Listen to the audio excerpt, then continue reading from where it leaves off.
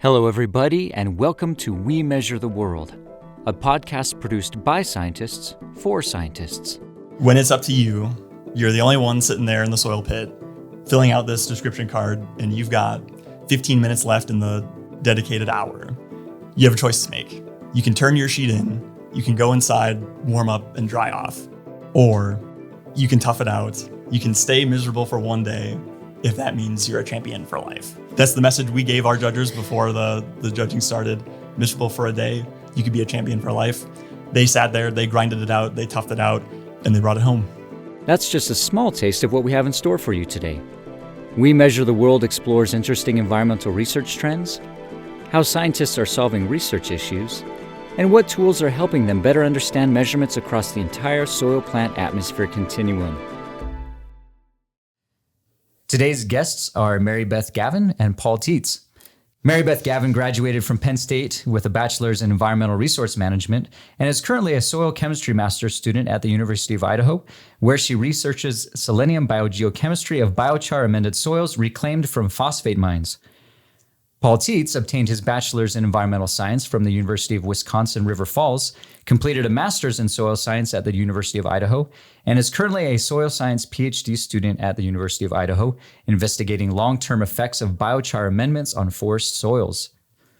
And today we've invited them here to help us dig into the world of collegiate soil judging.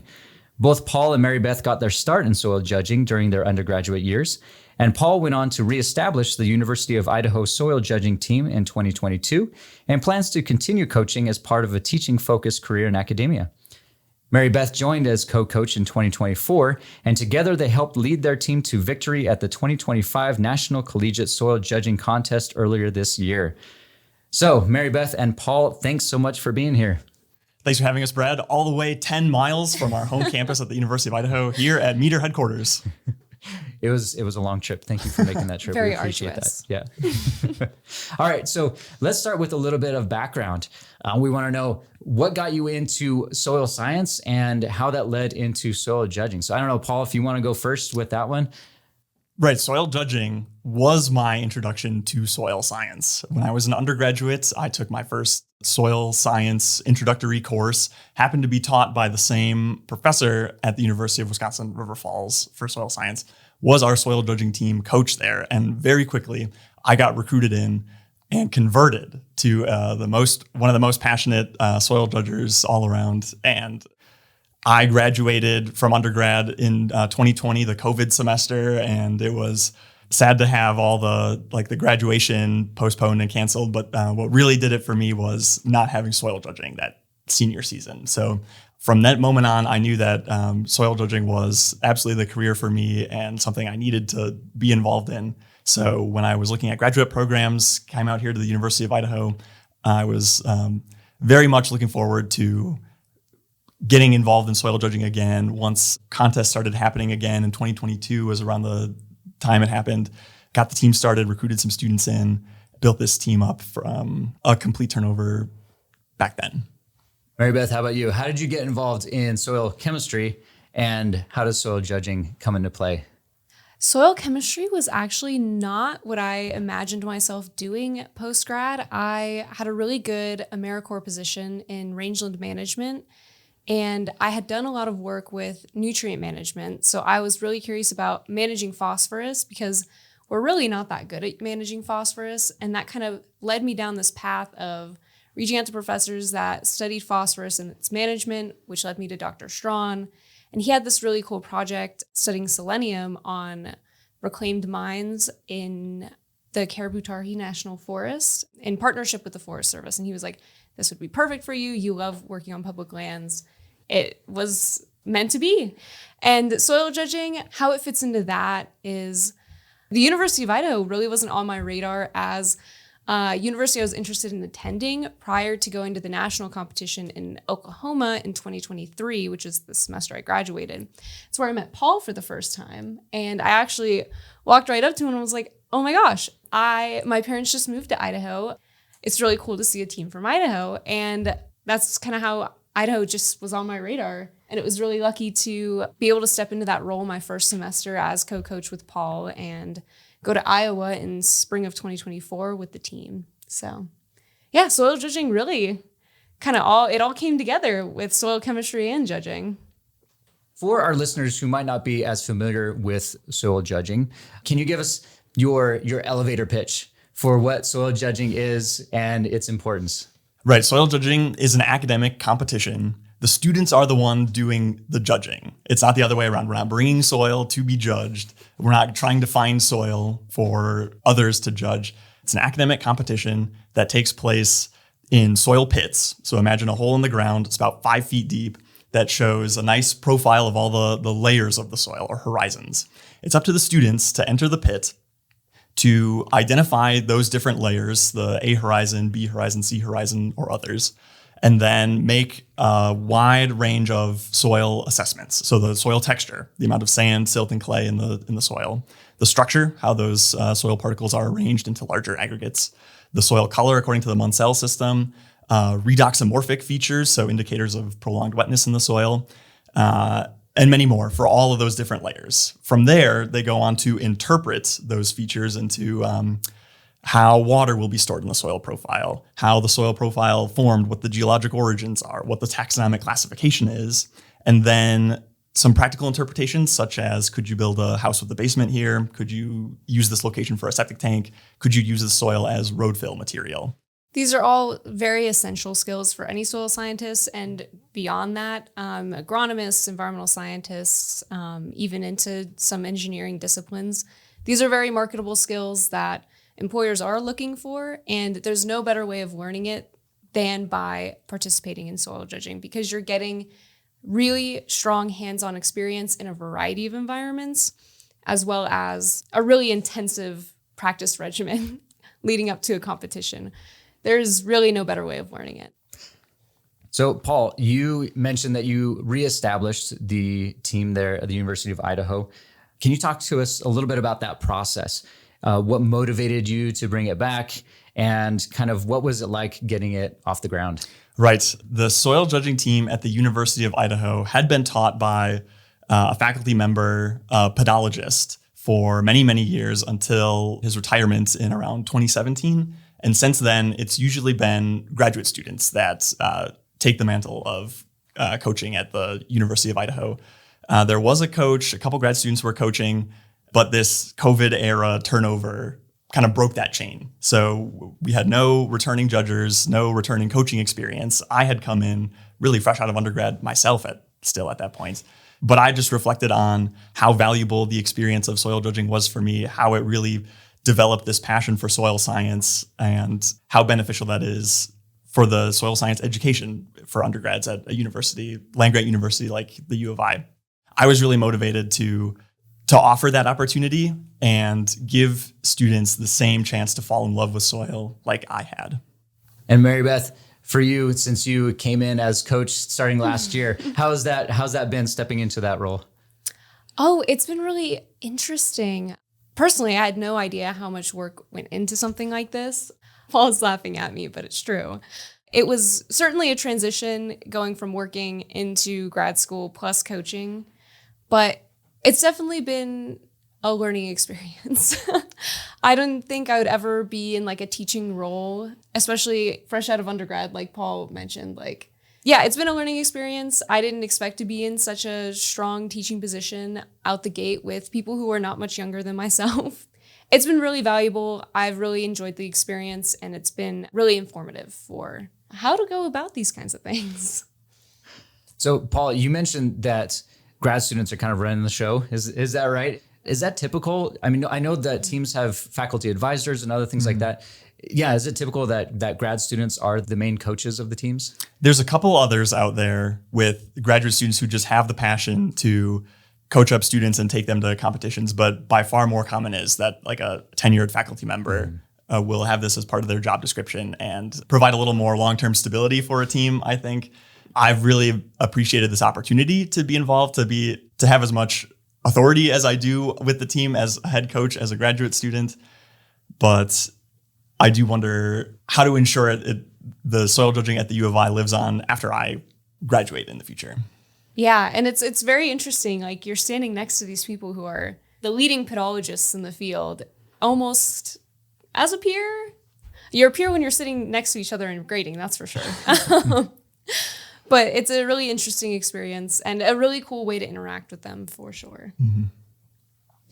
And one thing that really stands out about your team is the diversity of the team members. I mean, you have people coming from backgrounds in soil science, but also crop science and even mechanical engineering and other things like that. Can you talk to us a little bit about that diversity? How does that play in kind of the cohesiveness of the team? How do you train somebody, and say, for instance, someone who comes from a background in mechanical engineering into becoming a soil judge? Soil judging is like training for a job at its core, but it is an enriching way of viewing the world as well.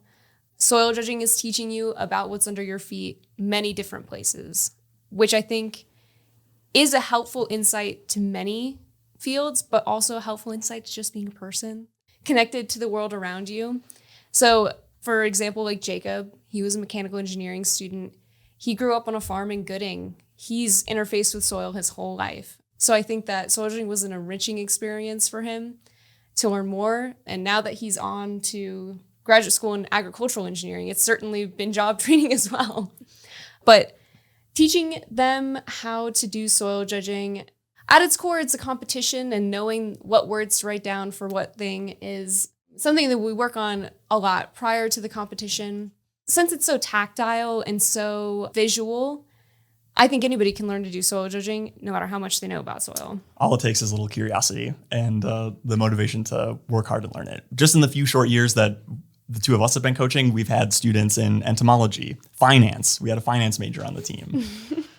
The passion for soil science can come from anywhere, and we don't want to limit participation in this really great learning experience to students who can say for sure at the age of 18 that they want to be a soil scientist for their life. We leave it open.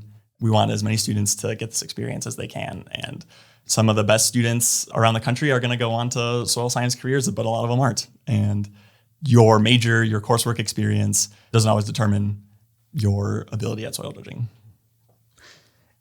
Talk to us a little bit about the ins and outs of training for the competition, for the contest. Is this you guys are getting together weekly? Do you guys go out and do your own excursions? Do you have your own test pits that you're working in? All of the above? Can you tell us a little bit about that? We do. The road to the national contest is long, and it starts in the summer.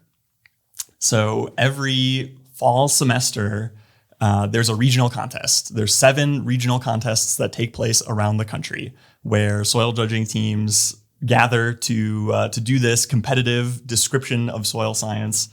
To prepare for a regional contest, we have weekly meetings, right? We operate like a club where we'll do some hands-on practice with our collection of soil texture samples. We know the amount of sand, silt, and clay in these samples, so the students are practicing those fundamental hand texturing skills.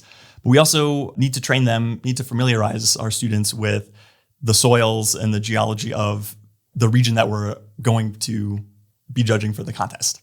So we'll usually prepare a lecture. Well, a short lecture. I feel so bad. Whenever we're lecturing for about 30 minutes at the beginning of practice after they were just in lecture all day.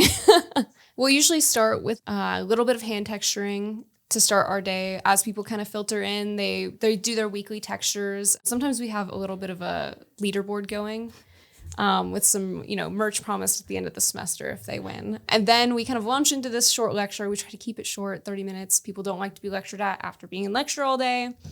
And then we have usually some kind of worksheet almost. Either it's like guided notes, or more often than not, it's a practice series. So whenever we look at the soil survey, soils are grouped into series of soils that are kind of similar to each other, similar in the region. Right. So all of that's written down for us. Thank you, NRCS. We'll look at the soil maps for the contest region and identify some representative or interesting soils that we can start to familiarize ourselves with, kind of work through some of these classifications or assessments on soil information from the local region to try to prepare our students for doing it in person as best we can. And typically we go module by module. In the soil descriptions sheet, we have like soil morphology. We start off right out the bat because that's quite a few points on your scorecard, and it informs the rest of your scorecard as well. And then we move into some of the more tabular interpretations of that, specifically related to water most of the time. Then really jumping into the local geology. what are these soils made of? How were they made? On the back of the card, then your classification, which usually takes us the longest because it's a lot of gibberish to most people. It's a lot of gibberish. It's a lot of information to retain. So the best thing we can do is make our students familiar with all these separate pieces of classification, of evaluation.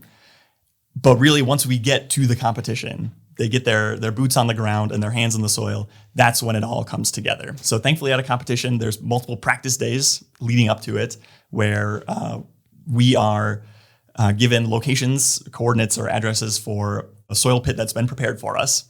And an answer key has also been prepared. So the contest organizer, the host of the contest, and like NRCS, professional soil scientists will write out an answer key description for this soil profile that the coaches will use to help teach it, to help get the students familiar. Over the course of 3 or 4 practice pits per day with an hour and a half maybe at each for multiple days leading up to a contest, then we will get to the judging, which happens individually. Students get 1 hour to complete the full soil classification, soil description.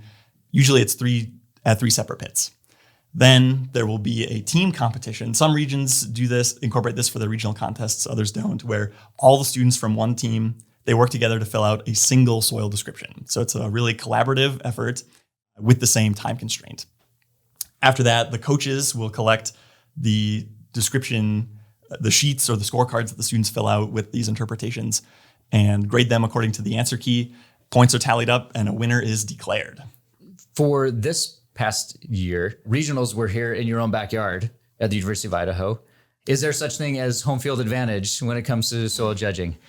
So we do our best to mitigate that. That's the benefit of having 2 coaches. So Paul put on the regional competition this year, which was a massive effort. He found some very beautiful soil to show off, both the Palouse and also the Andic soil that we have in the mountains towards Moscow. And assault soil judging. He found some really great pits and put on a really good competition. He also incorporated jumbo judging, which was a really big thing in his undergrad. That's a new developing aspect of soil judging where students are made into teams from different universities. So you'll be paired up with members of other teams to work together on a collaborative soil description. It's a little more on the progressive side of soil judging, not fully adopted yet across the country. But yes, we hosted our regional contest. I was the contest coordinator. MaryBeth was the coach for our team. We had Colorado State, Utah State, and newly minted soil judging team Washington State join us. It was so fun showing everybody. We have a really extensive monolith collection on campus. Soil monoliths, if you're not familiar, it's essentially the whole soil profile pasted onto a board on the wall. It's really incredible. And we have a huge collection. So we did like a soil monolith scavenger hunt. We had baked potatoes for our team meeting. Give the people what they want when they come to Idaho. Yeah, it was so fun. But you'd be surprised, the home field advantage sometimes works out, sometimes doesn't. It's not a guarantee that the home team wins a regional contest. At the national scale, however, when your team is hosting the national contest, you are not allowed to participate. That's a little too much of a home field advantage, I would say. But at these regional contests, it's the top 3 teams that place there, or sometimes more if you have a really large region. But the regional contest is where you punch your ticket to the spring national contest. So we're going to get into the post-game news conference section of our questions here. So first question, you've led Idaho now to multiple regional championships. Here in 2025, a national championship in Wisconsin. What do you think has made these teams successful?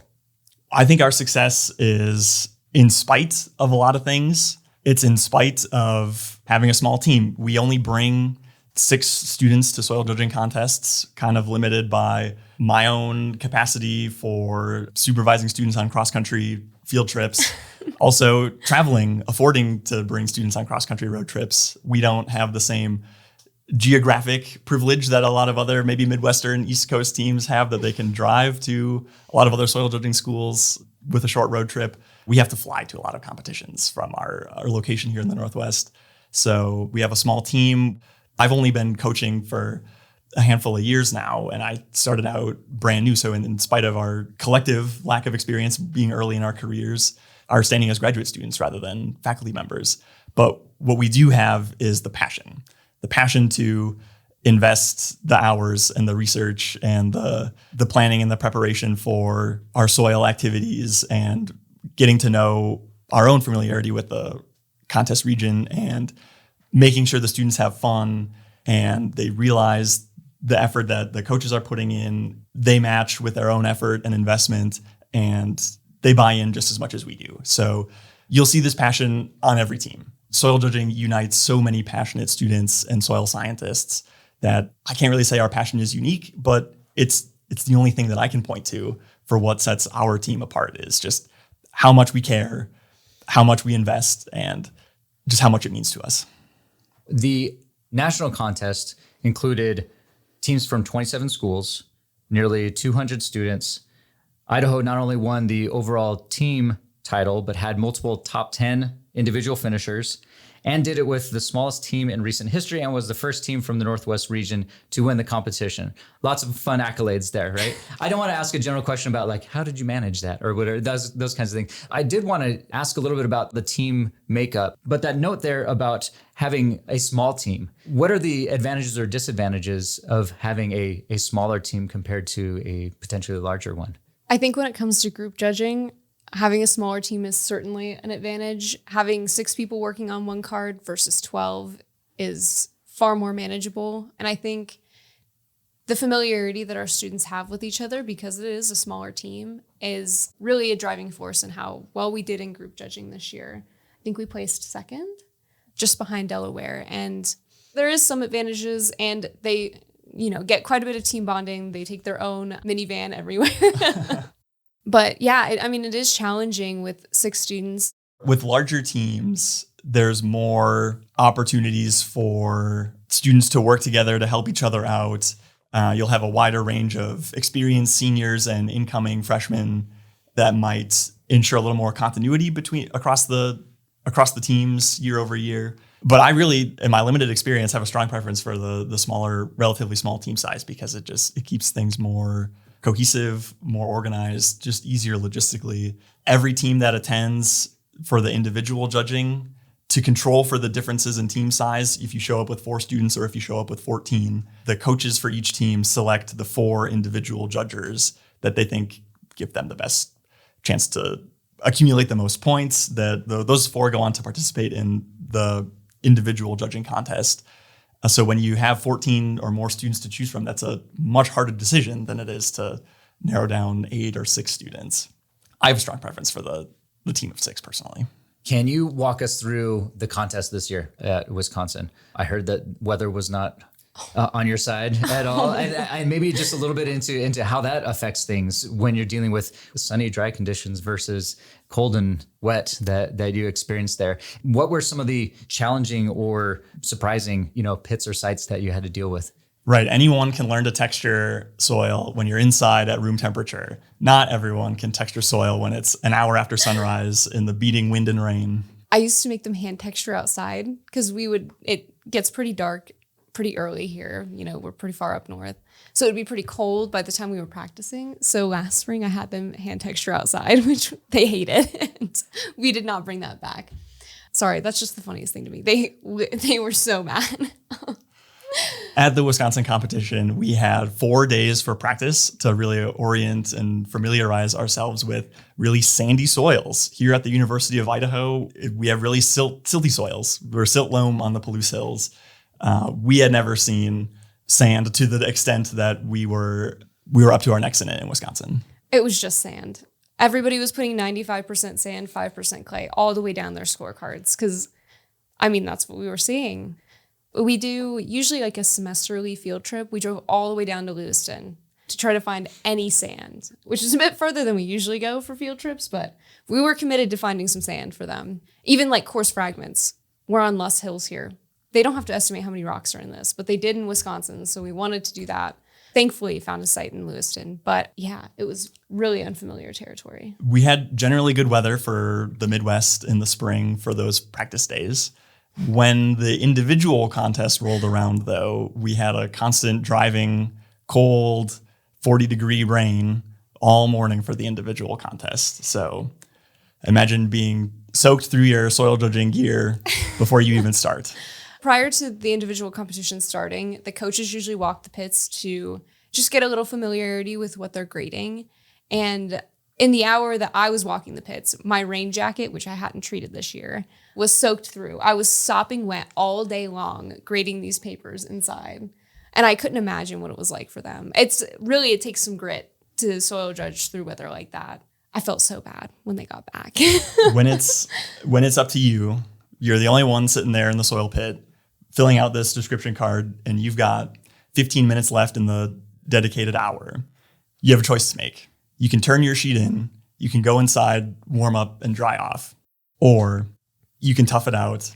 You can double check your answers. You can go back in that pit. You can use all the time you have left. You can sit there and you can stay miserable. You can stay miserable for one day if that means you're a champion for life. That's the message we gave our judges before the judging started. Miserable for a day, you could be a champion for life. They sat there, they grinded it out, they toughed it out, and they brought it home. Do you train for competition pressure? Do you train for the mental side of the game there at all? We try to keep it pretty casual while we're on campus, but once we get to the competition site and are at those practice pits specifically, we do try to integrate in some of the timing. So they're used to filtering in and out of the pits in a timely manner and used to how much time they're going to have. But I think we don't want to psych them out usually. So we don't want to really apply a lot of pressure practice days. It depends on the students. It depends on the coaches. Me being brought up in the world of soil science through soil judging and being a competitive person, I want to do what it takes. I want to prepare my students for the competition aspect. Not every coach does, and not every student is in it for the intensity of competition the way others might be. So it's important to respond to the students. Some are in it for the learning experience and the travel opportunity and the hands-on soil description rather than the competition aspect. But for those students who are committed, they want to do what it takes to judge at a championship level. I want to make sure I'm able to meet them where they're at and provide them the experience that they are looking for. Paul, personally for you, was it fun to be back in Wisconsin? I know a different part of the state, but being able to be back in Wisconsin and become a champion on your old stomping grounds. It was years ago when I first learned that UW Stevens Point was going to host the national contest far away in the year 2025. That was before I'd even started coaching the team at my first contest. So participating in a soil judging contest in Wisconsin sounded like a dream come true to me. Not only to participate, not only to be there coaching students, but to win the national championship there in Wisconsin, so far beyond anything I could have imagined possible, realistic, a dream come true, a total bucket list item for me. Oh, and I think it might have been a deciding factor. We had some insider information of what landforms looked like, and Paul had all these books to show us photos of all these landforms he's been talking about forever. So it was really cool to see them in person with somebody who loves rolling hill moraines in Wisconsin as much as he does. Love me an ice-walled lake plain. What can I say? Oh my gosh. That was really cool though. Yeah, I think it was a really cool experience. And we got to stay with Paul's parents on the way down. Really? We paid them a little visit. Yep. Saved us one night of lodging. It was great. You also mentioned, going back to the competition itself, you talked about the grading itself. Can you talk to us a little bit about that process? So it's the coaches from the different teams that get together and are grading these collectively. And how does that play out? Right. The first thing to recognize with soil description is that while it's not arbitrary, there is a little bit of subjectivity to it. What might be strong granular structure to me might be more medium to somebody else. What are the other kind of controversial ones we might have? I think the whole morphology section can be very controversial. Sometimes there's a little bit of subjectivity or controversy of the decision of what is correct for a soil judging answer key. So a lot of times there will be a coaching discussion. What is correct? What alternate answers may be acceptable? What flexibility will we allow? What scores points? What doesn't? We really try to avoid partial points for anything. So we have to really clearly establish these guidelines for grading before the grading and the assignment of points actually begins. Those arguments between the leading pedologists of the nation, when you put them all together in one room, sound a little bit more like a big argument sometimes. It's passionate. Soil judging really gets people going. And I mean, even with soil description in general, you can have 2 soil scientists go into a pit and 5 descriptions come out of it. I think that a lot of soil scientists will come out of a soil profile description with a lot of different answers. So deciding on one correct answer sometimes can be a challenge. We had some contextual information for these soil pits from the contest organizer, Bryant Scherenbrock at the University of Wisconsin-Stevens Point. And he would be straight up sometimes if they had 5 professional soil scientists writing the answer key. Sometimes it was a 3-2 split.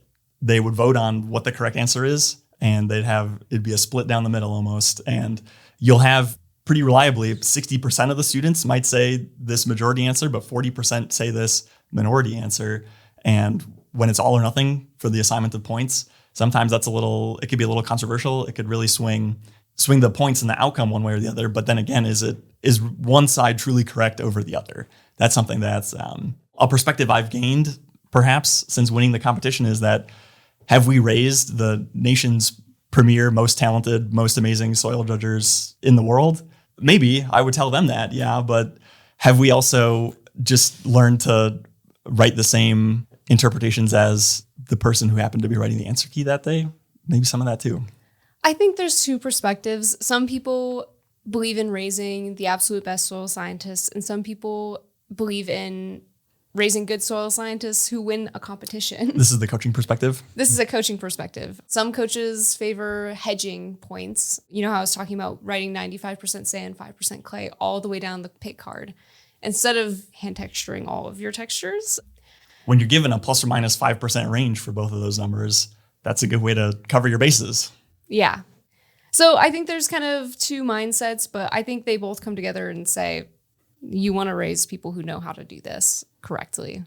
But a lot of the competition also just comes down to, are you writing the right thing down? Are you writing what you mean down as well?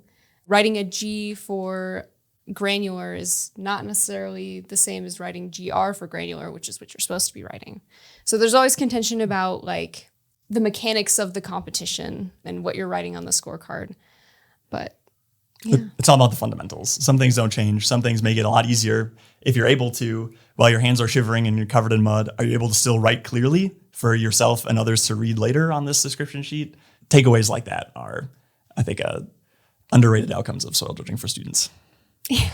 That's true. I hadn't even thought of that part about, having to write in the cold. I've had to do that in the past, and it sucks. So yeah. Well, and it was pouring. All of these cards we got back were sopping wet. They were like set out to dry. Somebody would like set them out on this like flat area to dry every single time. And we would still be like writing in pen and tearing them up. Mm-hmm. It was horrible. So I couldn't imagine in the field what it was like writing in pencil on these sheets.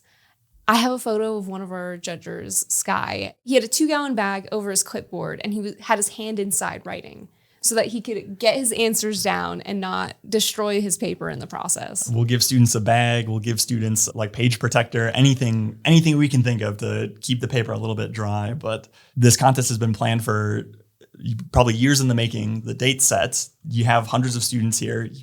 There's no flexibility if the weather doesn't cooperate, and you're here to do a job. And I think that translates from soil judging onto student careers of when there's a job that needs to be done, you got to take care of it no matter what the conditions are. And how do you respond? Yeah. They certainly have an answer for that job interview question of like, when have you had to do something in really tough conditions? They've got a great answer for that. Right. Well, I was going to say, and this leads into my next question, is that from what I've read and heard is that folks that want to go into soil science, that soil judging really does give them a leg up in the competition when it comes to, especially with potentially diminishing jobs out there, having that experience as a soil judge. Along with that, I wanted to ask, with all of this, the soil judging and the team that you've put together, it builds technical skills. It builds other skills, teamwork, work in the field, resilience. Yeah. How has this experience helped you in your own research? And along with that, how do you feel that it does or can help these other students prepare for, again, careers in environmental science, ag, and other things? Well, I can speak from experience that this is a network that's going to follow you. I remember working briefly after undergrad, and I was in the middle of nowhere in north central Montana. The host site that I was at for AmeriCorps hosted a training, and what do you know? 2 people I met in Oklahoma that spring in soil judging showed up. This is the middle of nowhere. It was crazy. One from Arkansas, one from Wisconsin. So these are people you're going to keep running into. The next generation of natural resource environmental professionals. And your peers also. A lot of people don't realize that this is a great way to meet other people who are doing what you want to be doing. And they're such a great resource.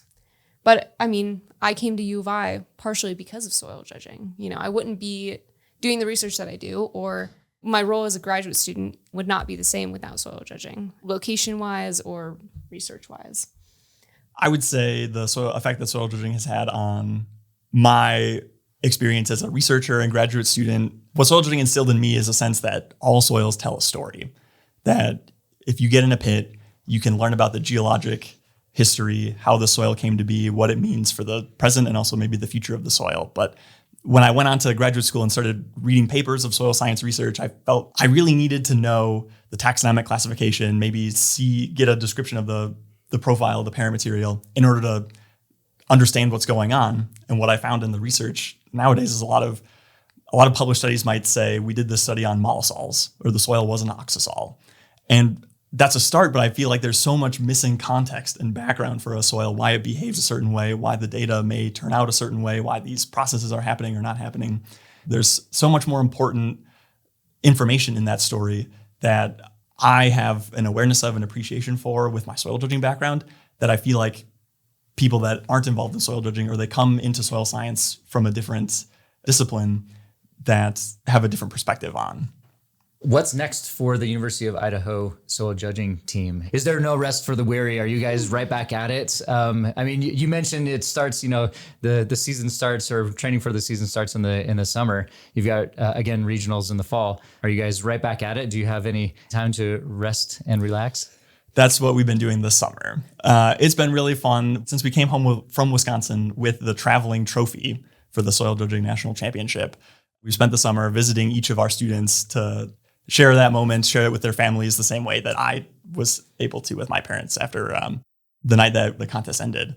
But that's been fun. That's been us enjoying the moment. But as soon as the semester starts coming up, we are going to be right back at it. We have a regional contest win streak going on. We're going to be seeking our 4th straight regional championship this fall in Grand Junction, Colorado, where Colorado State University is going to be hosting our regional contest. Then it's on to North Carolina State University, hopefully this spring, for the 2026 National Soil Judging Contest. From there, 2026 is a special year for soil judging. It lines up with the World Congress of Soil Science International meeting, where they have an international soil judging contest. 2026 is a soil judging Olympic year. So the top finishers at the 2026 National Contest will be representing Team USA soil judging at the World Congress of Soil Science meeting in China for soil judging next June. That's wild. Actually, that was my next question, was asking if there's international competition. So that's pretty wild. That's cool that you can be able to travel internationally to be able to participate in soil judging. Once every 4 years. So in a 4-year undergraduate career, you get one shot at the international contest. That's, like we were discussing before, how do you handle the pressure and the intense competition of soil judging? That's going to be something that we think about. We got a lot of seniors this year who've been judging for 4 years, who know this is on the line. I think that's going to really inspire a lot of our off-season practice, our preparations leading up to the contest. We're going to keep that in the back of our minds, not only to hopefully defend our national championship, but with a little more international experience on the line. That would be fun, being able to see the geology of China there. Check out some karst topography, head out to the Gobi Desert. Yeah, I think it's in Nanjing. Okay. Who's to say what they've got in store for us there? Yeah, I think they'll do it up. I think it'll be really cool. Cool. Paul, as we mentioned in the intro, you've said that you've been interested, or that you are interested in continuing on with a teaching-focused career in academia. Talk about how coaching has shaped your perspective about education and about teaching other students. Wow, I gotta say, it's the most rewarding thing I've probably ever done, is take something that I'm really passionate about and really motivated to learn and explore, and to be able to share that with my students and see them respond with just the same enthusiasm and passion for it and commitment for this thing called soil judging that we love so much. So I think that as soon as I had that first taste of taking students to travel to get this hands-on experience and knowing and hearing and seeing what that does for their learning, knowing that it's exactly what I experienced as a student, and here I am now providing that for others, was all the motivation and that was all the evidence that I needed to know that this is the path for me. This is exactly where I belong, and this is what I need to do for my career to be happy. I don't see myself being happy doing anything else. When the spring rolls around and I see pictures on social media of the national contest happening, that fear of missing out is going to hit me so hard if I'm not there. So I'm convinced this is exactly the path for me. Paul's being a bit humble as well. He does teach the senior level pedology class, which is the class that teaches you soil morphology and soil taxonomy. And we have more students than ever from our soil judging team enrolled in it. I think they're hooked. Between coaching the soil judging team, and teaching our pedology class, it's really been the best experience possible at the University of Idaho to set me up for that career. So I'm really thankful for all the opportunities and the freedom and the flexibility and the fact that I'm able to do all this really cool stuff as a graduate student. I'm really thankful for. Where do you see your experience with soil judging being able to help out in future career, wherever that takes you? Soil judging has taught me how to teach, and I think that's going to be a very valuable tool in my career, particularly as I transition from an early career professional into maybe just a normal professional. But it's really taught me that I do like teaching, I do like interacting with students, and maybe hopefully that's part of my career, but I'm not really sure where I'm headed right now. Would you say that even if soil judging itself isn't always a part of your life, that soil and a passion for the soil beneath your feet always will be? Oh, certainly. I couldn't imagine doing anything else. Soil science is definitely where I'm supposed to be. Awesome. Well, I think that's a great place to end there. Anything else that you would like to share with our audience about soil judging, about the University of Idaho's team, about anything along those lines?